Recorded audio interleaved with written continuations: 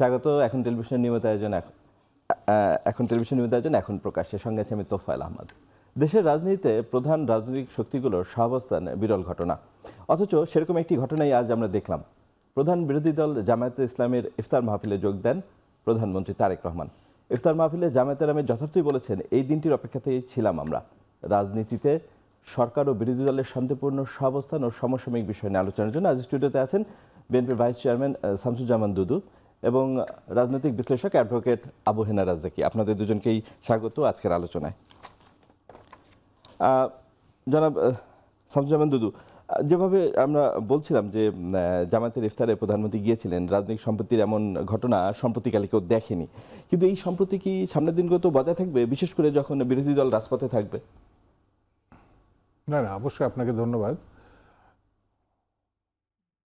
যদি এটার ব্যত্যয় ঘটে, বিরোধী দলের সঙ্গে সরকারি দলের বিরোধটা বাড়ে, গণতান্ত্রিক রাজনীতির জন্য এটা শুভ হবে না।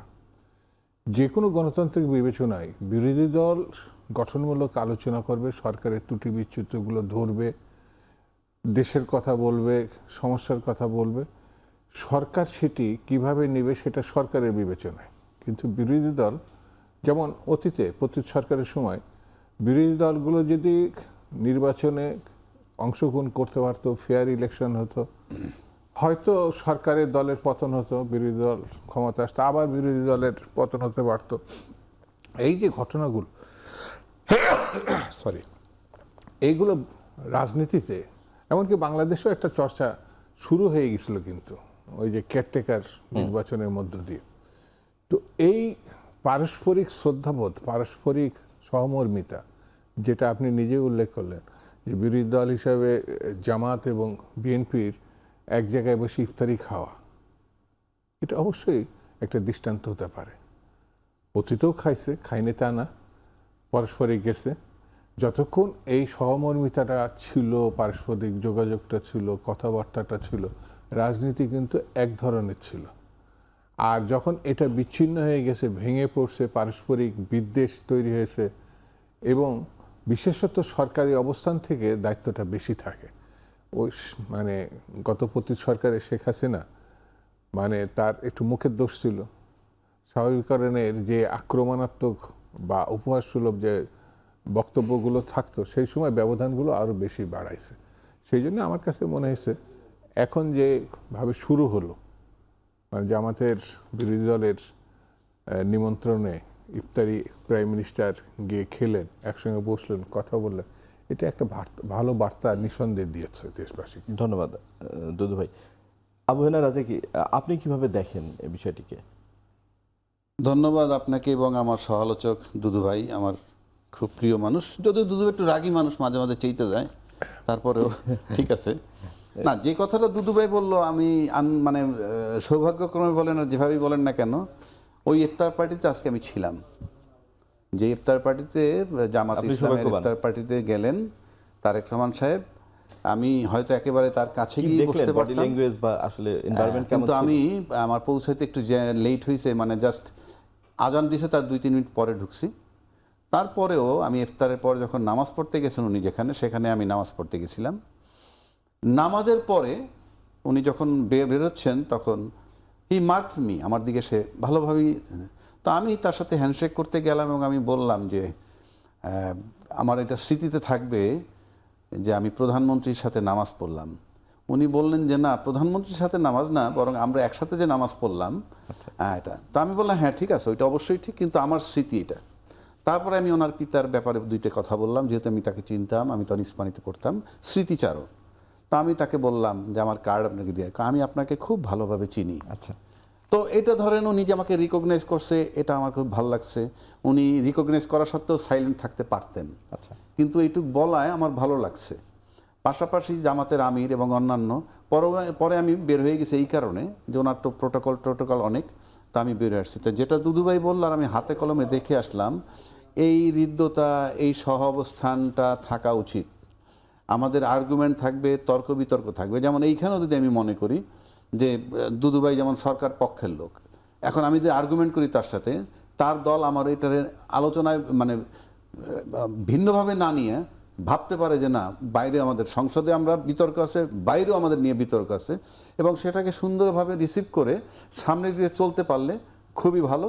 এবং আমি মনে করি আমরা যে আলোচনাগুলো করব সেটাকেও তারা পার্ট হিসেবে ধরে নেক, কোনো আক্রোশ বিবাদ চিন্তা না করে ওনারা মনে করুক যে না, যদি ভালো হয় আলোচনাটা, কিছু গ্রহণ করার মতো থাকে গ্রহণ করবেন, আবার যদি অ্যাকসেপ্ট করার মতো নাও থাকে সেটা আবার দুদুভাইয়ের মতো একজন লোকের মাধ্যমে এই টেলিভিশনে বলা যেতে পারে যে না, ইট ইজ নট, সেটাও যেন সেই সুযোগটাও যেন থাকে। Right. ধন্যবাদ। একটি সম্পর্ক প্রশ্ন, সেটা হচ্ছে যে জনভোগান্তি কমাতে বিশেষ প্রোটোকল কমানো বা না নেওয়া, সাধারণের মতো চলাচল করা, প্রধানমন্ত্রীর ছুটির দিনে কাজ করা, এগুলোকে আপনি কিভাবে দেখেন? এগুলো কি লোক দেখানো, না এর সুদূর প্রশাসনে গতি আনবে, বা তার এই সাধারণ চলা দেশের রাজনীতিতে বা রাজনীতিবিদদের মানে ভাবমূর্তি উন্নয়নে সহায়ক হবে? আপনি কি মনে করেন? না, প্রধানমন্ত্রীর অনেকগুলা উদ্যোগ আমরা দেখছি, যেমন উনি ওনার প্রোটোকল কমিয়ে দিয়েছেন এবং উনি বলছেন উনি ফ্ল্যাগ লাগাবেন না ওনার নিজে। এগুলোকে কিভাবে দেখছেন আপনি? আমি এটা খারাপ নজরে দেখছি না। আচ্ছা, তবে সবচেয়ে ভালো যেটা দেখছি এর ভিতরে, যে তার যে প্রোটোকল বা 12-14টা গাড়ি তার সাথে মুভ করতো, সেটাকে উনি কমায় যদি 4টা গাড়িতে এনে থাকেন, এটা ধরেন যানজটের জন্য কিছু হবে, এবং এটা ভালো। আর ব্যক্তিগতভাবে যে আপনি আমাকে বলেন, উনি যে গাড়িতে পতাকা লাগান না, মানে লোক দেখানো মনে হয় না এগুলো আপনার? লোক দেখানো মনে হয় না, কিন্তু আমার একটু ভিন্ন মত আছে এখানে। আচ্ছা, প্লিজ সেটাও বলেন। রাষ্ট্র প্রোটোকল দিচ্ছেন ওনাকে, আচ্ছা। উনি প্রাইম মিনিস্টার, উনি ঘরে লুঙ্গি পরে বসে থাকলেও প্রাইম মিনিস্টার। আচ্ছা। সুতরাং ওনার যে নর্মাল প্রোটোকলগুলো, এটা কোনো বিলাসিতা না, এটা রাষ্ট্র তাকে দিচ্ছে, রাষ্ট্রাচার বলতে পারেন। সেই হিসাবে এটা তার অনেক একসেপ্ট করা উচিত আমি মনে করি, বাট উনি করছেন না, সেটাকে আমি খারাপভাবে দেখছি। ধন্যবাদ, ধন্যবাদ আবহাওয়া রাজাকে। সঞ্জয়, যদি একটু ছোট করে জানতে চাই, এই যে প্রধানমন্ত্রী যে আজকে দ্বিতীয় দিনের মতো শনিবারে অফিস করলেন সরকারি ছুটির দিনে, আপনার কি মনে হয় যে সরকারি সেবা নিয়ে আমাদের যে দীর্ঘদিনের অভিযোগ আছে সেই জায়গাগুলোতে আলোকপাত হবে, সরকারি কাজে গতি আসবে? প্রাইম মিনিস্টার হচ্ছে বাংলাদেশের সামগ্রিক চিত্রের প্রতীক। তিনি কতটুকু হেসেছেন, কতটুকু কাজ করেছেন, কতটুকু তার স্বাচ্ছন্দ্যে চলছেন, এই বিষয়গুলো সব জায়গায় প্রতিফলন হয়। প্রশাসনে, আইন শৃঙ্খলাতে, রাজনীতির অঙ্গনে এগুলো কিন্তু কাজ করবে। যেমন তিনি সচিবালয় থেকে হেঁটে আপনার ওসমানী মিলনায়তনে গেছেন, আবার ওখান থেকে বাংলা একাডেমিতে আসছেন, বাংলা একাডেমি থেকে গাড়ি ছাড়া আবার ধরেন বই মেলাতে গেছেন। এগুলো নিয়ে যেভাবে কথা বলুক না কেন, কিন্তু এটি আমাদের দেশের প্রাইম মিনিস্টার হিসাবে প্রথম ঘটনা। যেমন তার পিতা যখন রাষ্ট্রপতি ছিলেন, সেই জিয়া রহমান কিন্তু কাদা মাখা জিন্স এবং প্যান্ট নিয়ে জমির আলে বসে কৃষকের সঙ্গে কথা বলেছেন। প্রাইম মিনিস্টার প্রেসিডেন্ট হিসাবে মন্ত্রী পরিষদের মিটিং স্কুলে, কোনো গ্রামের স্কুলে নিয়ে গেছেন। এই দৃষ্টান্তগুলো কিন্তু অতীতে ছিল, এবং তার উত্তরসূরি হিসাবে তিনি যে দৃষ্টান্তগুলো রাখছেন, যেভাবে আমরা তাকে কথা বলি না, যেমন তার পোশাক আশাকে, কথাবার্তায় আপনি যে কথাগুলো উচ্চারণ করলেন, এগুলো কিন্তু খুবই সাধারণ হবে, শুধু এখন করছেন এমন না কিন্তু। আচ্ছা। আমি সেই দলের মানুষ হিসাবে অনেক আগের থেকেই তাকে আমি জানি যে অত্যন্ত সাদামাটা এবং দেশীয় জিনিস তিনি সবসময় ব্যবহার করেন। যে কথাগুলো এখন আসেনি বটে, এমন অনেক সাবান আছে যা একেবারে আমাদের দেশে, সেইগুলোই তিনি আগাগোড়া ব্যবহার করছেন। তো আমার মনে হয় দেশের প্রাইম মিনিস্টার, রাষ্ট্রপতি, মন্ত্রী বা উচ্চপদস্থ যারা থাকেন, তাদেরকে কোনো না কোনোভাবে দেশবাসী, তরুণ সমাজ অনুসরণ করে। সেটা যদি ভালো হয় তাহলে কিন্তু সবটাই নিচের ভালোর দিকে এগোবে, এটা আমার কাছে মনে হয়। ধন্যবাদ সঞ্জয়। আমাদের একটা বিরতি নেওয়ার সময় আছে। দর্শক, আমরা একটা বিরতিতে যাচ্ছি, ফিরে আসছি একটু পরে।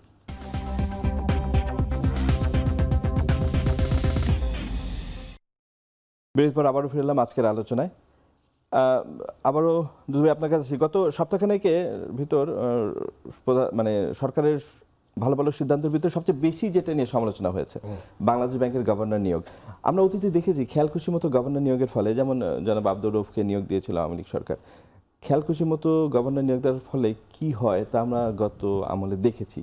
এরপরও মনে হচ্ছে কম্পারেটিভলি এই যে গভর্নর নিয়োগ নিয়ে এত বড় ঝুঁকি, যে কাউকেই নিয়োগ দিতে পারে নির্বাচিত সরকার, কিন্তু তারপরও সবকিছু বিচার বিবেচনা করলে এত বড় ঝুঁকি কেন বিএনপি সরকার নিল বলে আপনার কি মনে হয়? আমার বিবেচনায় ঝুঁকিটা আমি দ্বিমত করছি না, তবে প্রথাগতভাবে যেটা আপনি উল্লেখ করলেন, এই পেশা এই জায়গা থেকে কেউ কখনো বাংলাদেশ ব্যাংকের প্রধান হয়নি, গভর্নর হয়নি, এটা একমত আমি। কিন্তু হয় নাই বলে হবে না। আর 2 নম্বর হচ্ছে এই সরকারের বয়সই সম্ভবত 10 দিন এখনো অতিক্রম করে নাই। আর গভর্নরও আমি ব্যক্তিগতভাবে যতটুকু জানি আস্থা রাখা যায়, বিশ্বাস করা যায়। তো একটু দেখি না, এই ধরনের আমার একটা মানে আমি নির্বাচন পরিচালনা কমিটিতে ছিলাম, সে আমার সঙ্গে আপনার সাথে কাজ করেছে। হ্যাঁ, কাজ করেছে। আর নতুন ভাবনা, নতুন চিন্তা, নতুন কিছু চট করে মানে সমালোচনার মধ্যে গিয়ে বিব্রতকর পরিস্থিতি তৈরি করা আমি ব্যক্তিগতভাবে নিরুৎসাহিত করি। আগে একটি সরকার ছিল, তার আগে একটা সরকার ছিল, এখন আছে, ভবিষ্যতেও আসবে। যারাই ছিল তারাই করবে, যেহেতু আমরা তাকে চিনি বা কম বেশি বুঝি। কিন্তু নতুন নতুন ছেলে মেয়েরা তো বিভিন্ন প্রতিষ্ঠান থেকে, বিভিন্ন ইনস্টিটিউট থেকে সবাই যেটা বলছে যে স্বার্থের দ্বন্দ্ব তৈরি হচ্ছে। উনি নিজেই একজন ঋণ পুনঃতফসিল করেছেন গত ডিসেম্বরে। তিনি যদি গভর্নর হন তাহলে কি স্বার্থের দ্বন্দ্ব তৈরি হয় না? তিনি কিন্তু এটা রিশিডিউল করার পরে গেছেন, সেটা গেছে না গেছেন। এখন আমি কাজ বা তার তৎপরতা, তার উদ্যোগ, এই মানে জাস্ট 1 সপ্তাহ হলো তাকে ওখানে নিয়োগ দেওয়া হয়েছে। না, আমরা তো গভর্নরের সমালোচনা করছি না, আমরা হচ্ছে নিয়োগটাকে, মানে যারা তাকে নিয়োগ দিল, নিয়োগটাকে যেভাবে সেটা কোনো পারফরমেন্স দেখানোর সুযোগ না পায় না না প্রত্যাশা আমি করি না। যেমন গত 18 মাস যে সরকারটা ছিল কেয়ারটেকার, সেই সময় তিনি এখানে আসছেন, আল মনসুর সাহেব মানে মানে উপদেষ্টা হিসাবে উনি ওখানে নিয়োগ দিয়ে যাদের হাতে পাইছিলেন, তো ঠিক আছে, উনি কাজও করেছেন। কিন্তু সেই জায়গাটা পরিবর্তন হবে না। সরকারই তো পরিবর্তন হয়ে গেছে, অবস্থার পরিবর্তন হয়েছে। তবে হ্যাঁ, ওই যখন উদ্ভূত কিছু পরিস্থিতি তৈরি হয়েছে, এ নিয়ে আমি অর্থমন্ত্রীর কথাটাই বলতে চাচ্ছি যে এই কথাগুলো থাক, দেখি। আচ্ছা, কিন্তু কথা তো বন্ধ হয় না। জনাব, ধন্যবাদ। জনাব রাজাকি, আপনি কি মনে করেন যে সরকার যেই ঝুঁকিটা নিল বা সরকার যেটা দেখতে চাইলো যে প্রথা পরিবর্তন করে, তাতে কি সরকার সফল হবে বা আপনার কি মনে হয়? ধন্যবাদ আপনাকে এবং আমার সমালোচক। দেখেন, আহসান এস মনসুর সাহেবের সম্পর্কে আমাদের বলার কিছু নাই। ইনফ্যাক্ট উনি কোন লেভেলের, উনি একজন সাকসেসফুল অর্থনীতিবিদ এবং ওনার যে ব্যাকগ্রাউন্ড, সে অর্থনীতি নিয়েই কাজ করা, এবং অল্প সময়ের মধ্যে উনি 25 থেকে 35 বিলিয়ন ডলার উন্নীত করছেন রিজার্ভ। এই সব দিক মিলাইয়া তাকে যে আপনি সরাইতে পারবেন না তা নয়। আপনার দল যখন ক্ষমতায় আসে, নতুন ক্ষমতায় আসলে তাকে নিতেই পারে। সেখানে আপনি একজন প্রথম দেখতে হবে বাংলাদেশ ব্যাংকের একজন গভর্নরের কাজ কি। একটা গভর্নরের কাজ সবচেয়ে বলে অর্থনীতি সংক্রান্ত যে টার্নিং পয়েন্ট, এটা কিন্তু কি পয়েন্টের একটা, রাষ্ট্রের লোড বিয়ারিং বিমের একটা হইল অর্থনীতির খাত, সেটা হইল বাংলাদেশ ব্যাংক। সেখানে আপনাকে অনেক চিন্তা ভাবনা করছে। এখানে মুদ্রানীতি, ঋণ নীতি প্রণয়ন করতে হবে, ব্যাংক ও ব্যাংকের বহির্ভূত আর্থিক বিষয় চিন্তা করতে হবে, তারপরে দেশীয় আর্থিক বাজার প্রসার চিন্তা করতে হবে, মুদ্রা প্রিন্টিংয়ের ব্যাপার আছে, মুদ্রা প্রিন্টিংয়ের সাথে মুদ্রাস্ফীতি হয় কিনা, এই সব ফিল্ড একটা মারাত্মক ব্যাপার। সেক্ষেত্রে আপনার যাকে বানাইছে বিএনপি থেকে, উনি এই যে নির্বাচন কমিশনের 23তম সদস্য ছিলেন, এগুলো নিয়ে কোনো বিতর্ক নাই, থাকতেই পারেন। কিন্তু প্রশ্ন হচ্ছে যে উনি নিজে একজন ব্যবসায়ী, পিওর ব্যবসায়ী, এবং সেই ব্যবসায়ীর ক্ষেত্রে আপনি যখনই তার পাশাপাশি উনি ডিফল্টার, এটা মাথায় রাখতে হবে। যেমন দুদুভাইয়ের সাথে আমি দ্বিমত করছি না যে আপনি লোক বসাইতে পারেন এবং তার পারফরমেন্স ভালো হতে পারে, যোগ্য হতে পারে, কিন্তু আপনি যখন ঋণ খেলাপি হিসাবে যাচ্ছেন এবং আপনার নৈতিক দায়িত্ব থাকবে রাষ্ট্রের ঋণ রিকভারি করা, এই রাষ্ট্রের ঋণ যে রিকভারি করবেন আপনি অন্যান্য ডিফল্টারের কাছ থেকে, আপনার মোরাল কারেজটা কোথায় থাকবে? এটা আমার একটা বিরাট প্রশ্ন। সেক্ষেত্রে আমি তার সব যদি বাদ দেই, অ্যাটলিস্ট রাষ্ট্রের এইরকম একটা দায়িত্বশীল জায়গায় 89 কোটি ঋণ খেলাপি যে ব্যক্তি, তাকে আমি কোনোভাবেই সমর্থন করি না। আমি 1, 2 হচ্ছে এখনও কিন্তু আমাদের তারেক রহমান সাহেব প্রধানমন্ত্রী, কিন্তু প্রথম অধিবেশনের মাধ্যমে আনুষ্ঠানিকভাবে এখন পর্যন্ত কিন্তু সেটা ফুলফিল করা হয়নি। রাষ্ট্রের শিষ্টাচার বা যে নিয়ম, তারপরেও খুব তড়িঘড়ি আমার কাছে মনে হচ্ছে। মানে তড়িঘড়িটার ব্যাপারটা কি, আমি আজকে যদি মিলাই তাহলে আমার কাছে মনে হয় ইউনূস সাহেব এই 12 তারিখ চলে যাবেন নির্বাচনের পর, ঠিক 9 তারিখে উনি যে একটা এগ্রিমেন্ট করলেন আমেরিকার সাথে, মানে তারটা মনে হয় যে সে চলে যাবে তাই কিছু একটা করে গেলাম। কিন্তু এই নির্বাচিত সরকারের এখন পর্যন্ত জাস্ট শুরু, সেখানে এত তড়িঘড়ি করাটা আমি ব্যক্তিগতভাবে সমর্থন করি না। নাম্বার 1, কেন, কারণটা কি? নাম্বার 2 হচ্ছে উনি একজন ঋণ খেলাপি, আর যাই হোক ঋণ খেলাপি, এখানে কনফ্লিক্ট অফ ইন্টারেস্ট থাকবেই। 3 নম্বর, উনি ব্যবসায়ী, ওনার মাথার ভিতরে সবসময় ওনার ব্যবসাটা ঘুরবে।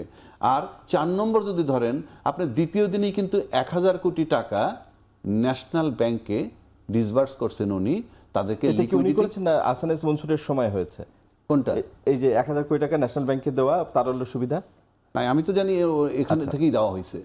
আপনি দেখেন কোথাও কোথাও আছে যে আহসান মনসুর যাওয়ার আগে দিয়ে গেছে, আহসান মঞ্জুর যাওয়ার আগে দিয়ে গেছেন, এরকমও আসছে গণমাধ্যমের খবর। না এরকম আমি পাইনি। ঠিক আছে, আমরা তাহলে এটা নিয়ে বিতর্ক নাই করলাম, যদি এটা কোনো কনফিউশন থাকে। বাকি দুটোতে আমরা থাকি। আচ্ছা, আমি অ্যাটলিস্ট ঋণ খেলাপিকে আমি দিব না, কারণ আমি তো ঋণ রিকভার করব, আমার তো মোরাল কারেজ থাকবে না, আমি নিজে ডিফল্টার। সুতরাং আমার কাছে মনে হয় যে এইটা সরকারের চিন্তা করা উচিত ছিল। আমি তাকে অযোগ্য বলছি না, এবং রাষ্ট্রের যে নিয়ম, যে দল ক্ষমতা আসবে সেখান থেকেই নিবে।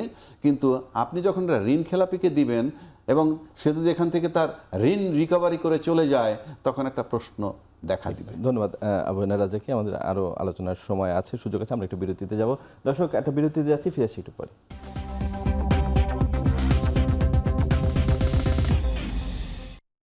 বিরতির আবার ফিরলাম আজকের আলোচনায়। জনাব আবু হেনা রাজাকে এবার আপনাকে দিই, আপনার কাছে আসি। আমরা বিরতির ফাঁকে আলোচনা করছিলাম যে বিএনপি 6 সিটি কর্পোরেশন প্রশাসক নিয়োগ দিয়েছে এবং পরে বরিশালে আবারও আরেকজনকে প্রশাসক নিয়োগ দিয়েছে। এই যে নির্বাচনে পরাজিতদের বিএনপি বিভিন্ন জায়গায় যে প্রশাসক নিয়োগ দিল, রাষ্ট্রবিজ্ঞানের ভাষায় একটা টার্ম আছে যে বাইপাসিং দ্য ইলেকটোরেট। আপনি বিষয়টাকে কীভাবে দেখেন?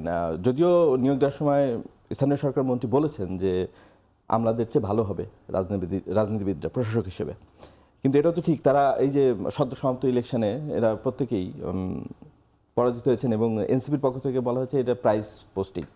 আপনি বিষয়টিকে কীভাবে দেখেন? ধন্যবাদ আপনাকে। আমি প্রাইস পোস্টিং বিতর্কে যাব না, কারণ এটা তো রাজনৈতিক দলের ব্যাপার, 2 রাজনৈতিক বক্তব্য। কিন্তু আমি ব্যক্তিগতভাবে যদি দেখি, সাধারণত আপনি যে নির্বাচনটা হয়ে গেল তাতে বিএনপি একটা গণতান্ত্রিক দল, আপনি জামাত এনসিপি বলেন সবাই গণতন্ত্রে বিশ্বাসী, তাই তারা সবাই নির্বাচন করছে। একটা দল বিজয়ী হয়েছে, সরকার গঠন করছে, আর অন্যরা যারা বিজয়ী হয়েছে সংখ্যা সিট কম, তারা বিরোধী দলে গেছে। ভোট যদি দেখেন 49% এবং 31%, সরকারি পক্ষ পাইছে 49, এরা পাইছে 31%। ভোটের দিক থেকে হিউজ। সাধারণত এই ধরনের অ্যাডমিনিস্ট্রেটর নিয়োগের প্রশ্ন আসে তখন যখন দেশে স্বাভাবিক গভর্নমেন্ট থাকেন না, লাইক অন্তর্বর্তীকালীন সরকার কিংবা সামরিক সরকার কিংবা কোনো সিভিল অনির্বাচিত সরকার ব্যাকড বাই আর্মি, এই ধরনের, তখন এগুলা অ্যাডমিনিস্ট্রেটর নিয়োগ দেওয়া হয়। কিন্তু আপনি গণতন্ত্রে বিশ্বাসী, আপনি মাত্র নির্বাচন করে আপনি সরকার গঠন করলেন, এখনও অফিসিয়ালি আপনাদের যাত্রা শুরু হয় নাই সংসদের মাধ্যমে, তার ভিতরে আপনি তড়িঘড়ি একই কথা আসতেছে, আপনি দিতেই পারেন, অ্যাডমিনিস্ট্রেটর নিয়োগ দিতে পারেন, কিসের উপরে? আপনার প্রবলেমটা কোথায় হয়েছে? এখানে অলরেডি অ্যাডমিনিস্ট্রেটর নিয়োগ করা ছিল, এখন বলতে পারেন সেগুলো আমরা নিয়োগ করিনি, সেটা করছে বিগত অন্তর্বর্তীকালীন সরকার। কিন্তু আপনাকে পাশাপাশি মাথায় রাখতে হবে যে অন্তর্বর্তীকালীন সরকার চলে যাওয়ার পর ওই নিয়োগকৃত অ্যাডমিনিস্ট্রেটররা যতই ওই সরকারের পক্ষ থাকুক না কেন, কিন্তু নির্বাচিত সরকার আসার পর তারা থরথর করে কাঁপবে, কারণ তারা জানে যে আমাদের সেই সরকার নাই। তারপরে যদি আপনি বদল করতে চান, আপনার উচিত ছিল অ্যাডমিনিস্ট্রেটর মানে আমলা থেকে নেয়া।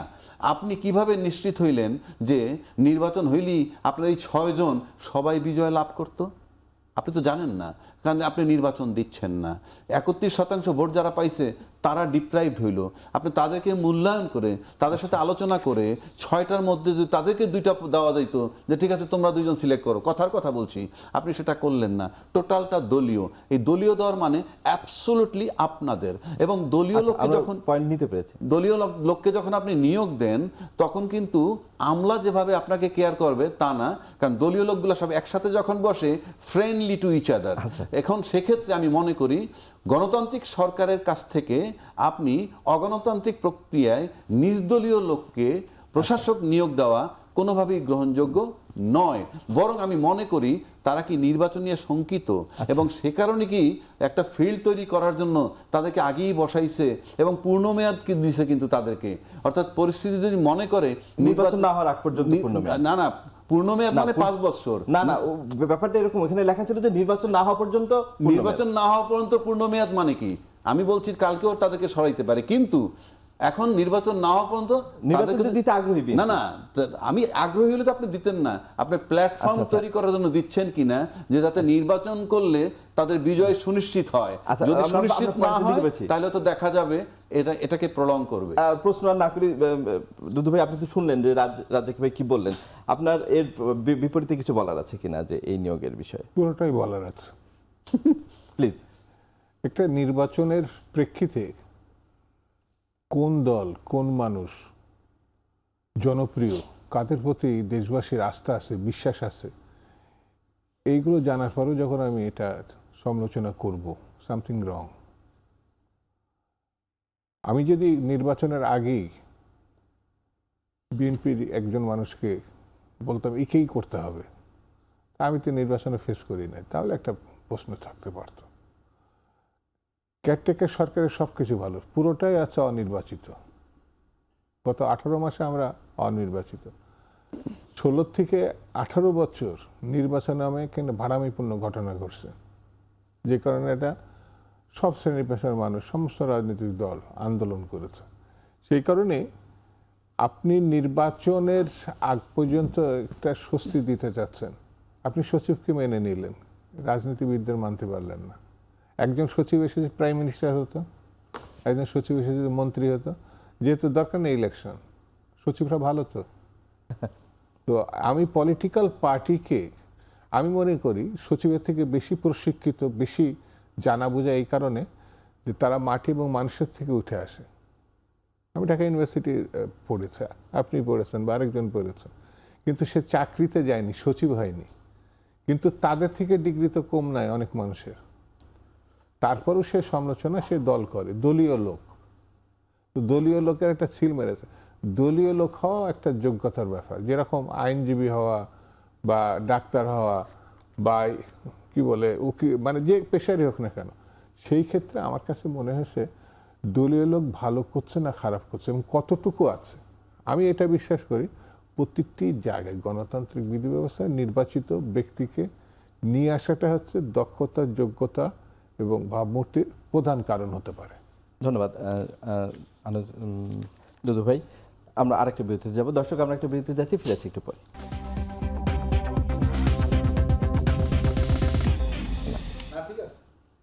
বিরতির পর আবারও ফিরে এলাম আজকের আলোচনায়।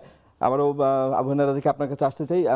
আমরা সম্প্রতি দেখলাম যে আইসিটিতে চিফ প্রসিকিউটর চেঞ্জ করা হয়েছে এবং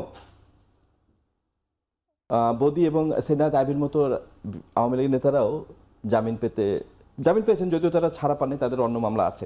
আপনি বিষয়টাকে কীভাবে দেখছেন? এই যে আইসিটির বিচার প্রক্রিয়া কি বলেছেন নতুন প্রসিকিউটর যে স্বাভাবিকভাবেই আগাবে, আগে যেভাবে হয়েছে সেভাবেই, আপনার কি তাতে কোনো মানে এই যে চিফ প্রসিকিউটর চেঞ্জ হলো এটাকে আপনি কিভাবে দেখছেন, এবং এই যে আওয়ামী লীগের নেতারা যে জামিন পাচ্ছেন সেটাকে কিভাবে দেখছেন? দেখেন, আওয়ামী লীগের নেতারা যে জামিন পাচ্ছে সেটা আমি পরিষ্কার, আমার কাছে মনে হয় যে আওয়ামী লীগের জন্য আজকে যে সরকার ক্ষমতায় আসছে, যে যারা দেশ চালাচ্ছে, তারা আওয়ামী লীগের সহায়ক শক্তি বলে আমার কাছে মনে হয়। তা নাহলে তারা জামিনটা পাবে কেন? তারা তাদের অফিস আদালত খুলতে পারতেছে কেন? আর চিফ প্রসিকিউটর সম্পর্কে যে আপনি আমার বলতে বললেন, নতুন যে প্রসিকিউটর যাকে বানাইছে ইনি কে ছিলেন? ইনি জাতীয়তাবাদী আইনজীবী ফোরামের ভাইস প্রেসিডেন্ট ছিলেন, 1 নম্বর। 2 নম্বর, বিডিআর যে হত্যা হইল তাতে যারা আসামি ছিল তাদের পক্ষে তিনি মামলা পরিচালনা করছেন এর আগে। আর এখন তিনি আসছেন আইসিটিতে মামলা পরিচালনা করবেন। সেক্ষেত্রে আপনি এই তাজুল ইসলাম কে ছিলেন, যে যখন জামাতের বিরুদ্ধে যুদ্ধাপরাধের বিরুদ্ধে মামলা চললো সেখানে তিনি ওদের পক্ষে ছিলেন, আর আজকে শেখ হাসিনার বিরুদ্ধে উনি মামলা করতেছিলেন। সুতরাং এখানে একটা ডিটারমিনেশনের ব্যাপার আছে, যেই আপনি যে কোনো একটা মামলায় মনোযোগী হবে একটা প্রসিকিউটরের, তো সেই মনোযোগটা যে পরিমাণ তাজুল ইসলামের বা ডিটারমিনেশন ছিল এই প্রসিকিউটর থাকবে বলে আমি মনে করি না। ধন্যবাদ রাজাকি ভাই। দুধ ভাই, আপনার যদি এর বিপরীতে কিছু বলার থাকে, পাশাপাশি একটু জানতে চাই যে এম সাখাওয়াত হোসেন সম্প্রতি সাক্ষাৎকার দিয়েছেন, অন্তর্বর্তী সরকারের বিশেষ মানে তার ভিতরে যে কিচেন ক্যাবিনেট ছিল এ ধরনের কথা উনি বলেছেন, এগুলো আপনারা দেখবেন কিনা যে অন্তর্বর্তী সরকারের যে দুর্নীতিগুলো, তারা একটা মানে নির্বাচন দিয়েছে ঠিক আছে, কিন্তু ওই সরকার দুর্নীতিগুলো বিএনপি সরকার তদন্ত করবে কিনা? সাখাওয়াত সাহেব যে কথা বলেছেন, সাখাওয়াত সাহেবের থেকে ক্ষমতায় থাকার সময় বললে আরো ভালো হতো। আচ্ছা, অনেকেই বলেছেন এই কথা। হ্যাঁ, বললে আরো ভালো হতো। তবে পরিবর্তিত পরিস্থিতিতে দুর্নীতির বিরুদ্ধে এককভাবে সোচ্চার ছিল সারা 18 বছর ধরে বিএনপির নেতা যেমন তারেক রহমান, দেশনেত্রী বেগম খালেদা। সেই জন্য দুর্নীতির সঙ্গে কোনো আপোষ হবে এটা আমি মনে করি না, এক কোনোভাবে না।